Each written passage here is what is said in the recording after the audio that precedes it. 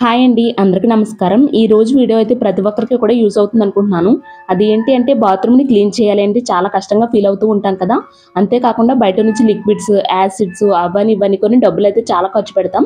ఎంత ఖర్చు పెట్టినప్పటికీ కూడా మనకి రిజల్ట్ అనేది అంత పర్ఫెక్ట్‌గా ఉండదు కదా!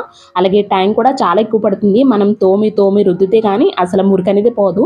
సో, అలా అవసరం లేకుండా అన్నీ మన ఇంట్లో ఉండే వాటితోనే సింపుల్‌గా ఇలా లిక్విడ్‌ని అయితే రెడీ చేసుకోవచ్చు. ఈ లిక్విడ్‌తో బాత్రూమ్‌ని క్లీన్ చేసామంటే మనకి ఒక 10-15 మినిట్స్‌లోనే బాత్రూమ్ అయితే తళతళ మెరిసిపోతుంది.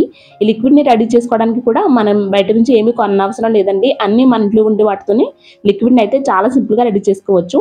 మరి ఈ లిక్విడ్‌ని ఎలా తయారు చేసుకోవాలి? ఈ లిక్విడ్ మనకి ఎలా యూజ్ అవుతుందనేది ఈ వీడియోలో చూపిస్తున్నాను. ఫస్ట్ అయితే ఇలా ఒక యూజ్ అండ్ త్రో బాక్స్ కానీ లేదా ఒక మగ్గును కానీ తీసుకొని ఇందులోకి 3/4 వరకు గోరువెచ్చని నీళ్ళని వేసుకోవాలి. అలాగే ఇక్కడ చూపిస్తున్నాను కదా, ఒక చిన్న గ్లాసులో ఒక హాఫ్ గ్లాస్ వరకు బేకింగ్ సోడా కూడా యాడ్ చేసుకోవాలి. బేకింగ్ సోడా క్లీనింగ్ పర్పస్ గా చాలా బాగా యూజ్ అవుతుంది. అలాగే క్రిములు అటువంటివి ఏమైనా ఉన్నా కానీ చాలా త్వరగా చనిపోతాయి.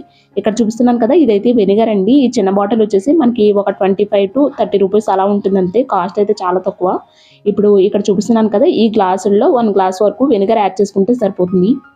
వెనిగర్ ఇంకా బేకింగ్ సోడా కలిస్తే రియాక్షన్ జరుగుతుంది కదా, సో అందుకని వెనిగర్ని యాడ్ చేసుకునేటప్పుడు కొంచెం కొంచెం యాడ్ చేసుకోవాలి. వాటర్ని కూడా అందుకని 3/4 వరకునే తీసుకోమన్నాను. ఫుల్గా తీసుకుంటే వాటర్ ఇంకా లిక్విడ్ అంతా కూడా బయటకు పొంగిపోతుంది ఇలా వెనిగర్ని యాడ్ చేసుకునేటప్పుడు. అలాగే ఇదే గ్లాస్తో ఒక హాఫ్ గ్లాస్ వరకు డిటర్జెంట్ లిక్విడ్ని కూడా యాడ్ చేసుకోవాలి. మీరు రెగ్యులర్గా ఏదైతే యూజ్ చేస్తారో బట్టలు వాష్ చేసుకోవడానికి అది యాడ్ చేసుకోవచ్చండి. డిటర్జెంట్ లిక్విడ్ లేనట్లయితే సర్ఫ్ అయినా యాడ్ చేసుకోవచ్చు. ఇలా ఒక హాఫ్ గ్లాస్ వరకు. ఇప్పుడు అన్నీ కలిసేట్టుగా కలుపుకున్నామంటే మనకి హోమ్ మేడ్ క్లీనింగ్ లిక్విడ్ అయితే రెడీ అయిపోతుంది.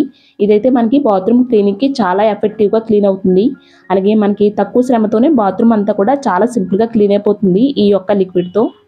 ఈ లిక్విడ్లో వేసిన అన్ని ఇంగ్రీడియంట్స్ కూడా న్యాచురల్వే కాబట్టి మనం కిచెన్ వాల్ టైల్స్ కూడా సింపుల్గా క్లీన్ చేసుకోవచ్చు. అంటే డిటర్జెంట్ లిక్విడ్కి బదులుగా విమ్ జెల్ యాడ్ చేసుకుని మనం ఈ లిక్విడ్ని అయితే యూజ్ చేసుకోవచ్చు కిచెన్లో కూడా. ఇక్కడ ఒకసారి బాత్రూమ్ని శుభ్రం చేయకముందు ఎలా ఉంది అనేది ఒకసారి చూపిస్తున్నాను చూడండి. రైనీ సీజన్లో కానీ వింటర్ సీజన్లో కానీ మాయిశ్చర్ అలాగే ఉండిపోతుంది కదా వాష్రూమ్లోని బాత్రూంలోని. అటువంటిప్పుడు ఇలా గారి కింద పట్టేస్తూ ఉంటాయి. అందుకని మనం 10 డేస్కి ఒకసారైనా లేదా వీక్లీ వన్స్ అయినా క్లీన్ చేసి పెట్టుకోవాలి. ఇప్పుడు బాత్రూమ్ని శుభ్రం చేయడానికి ఈ బ్రష్ని అయితే యూజ్ చేస్తున్నాను. ఇలాంటి స్క్రబ్బర్ ఉంటే దీన్నైనా యూజ్ చేయొచ్చు, లేదా ఐరన్ స్క్రబ్బర్స్ ఉంటాయి కదా దాన్నైనా యూజ్ చేయొచ్చు. జస్ట్ ఒకసారి ఈ స్క్రబ్బర్ని అంటే ఈ బ్రష్ని ఒకసారి లిక్విడ్లోకి డిప్ చేసుకుని ఇంకా వాల్ టైల్స్, ఇంకా ఫ్లోర్ టైల్స్, డోరు ఇంక ఇవన్నీ కూడా స్క్రబ్ చేస్తున్నాను అనమాట. మొత్తం అన్నీ కూడా ఒకసారి జస్ట్ ఇలా స్క్రబ్ చేస్తే సరిపోతుంది. మనం ఎక్కువ ఎఫెక్ట్ ఎట్టి తోమవలసిన అవసరం లేదండి. చాలా సింపుల్గా క్లీన్ అయిపోతాయి ఎంత గారి పట్టినా టైల్స్ అయినా కానీ.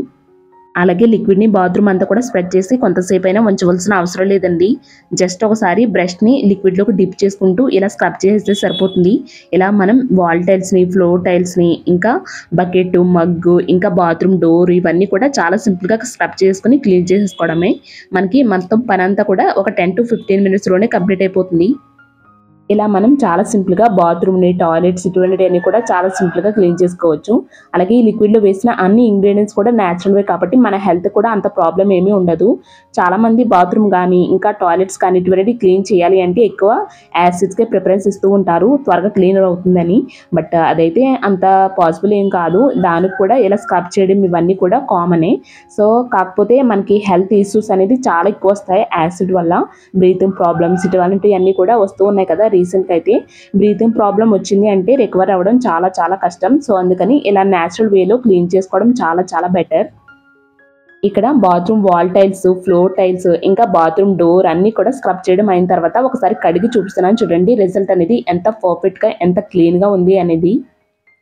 ఇలా మనం ఎంత మురికి పట్టినా బాత్రూమ్ అయినా సరే తక్కువ శ్రమతో, తక్కువ ఖర్చుతో, తక్కువ టైంలోనే ఇలా బాత్రూమ్ అయితే తలతల మెరిసేలా క్లీన్ చేసుకోవచ్చు. ఇక్కడ చూస్తున్నారు కదా బాత్రూమ్ అయితే ఎంత తలతల మెరిసిపోతుందో. బిఫోర్ అండ్ ఆఫ్టర్ కంపేర్ చేసుకుంటే మీకే తెలుస్తుంది రిజల్ట్ అనేది ఎలా ఉంది అనేది. ఈ వీడియోని అయితే ఇక్కడితో ఎండ్ చేస్తున్నానండి. ఐ హోప్ ఈ వీడియో మీకు నచ్చుతుంది, యూజ్ అవుతుంది అనుకుంటున్నాను. వీడియో నచ్చితే తప్పకుండా లైక్ చేయండి. అలాగే మన ఛానల్లో ఉన్న మిగిలిన వీడియోస్ కూడా ఒకసారి చెక్ చేయండి. మీకు నచ్చి యూజ్ అవుతాయి అనుకుంటే తప్పకుండా మన ఛానల్ని సబ్స్క్రైబ్ చేసుకోండి. మళ్ళీ నెక్స్ట్ వీడియోలో కలుద్దామండి. Thank you so much for watching.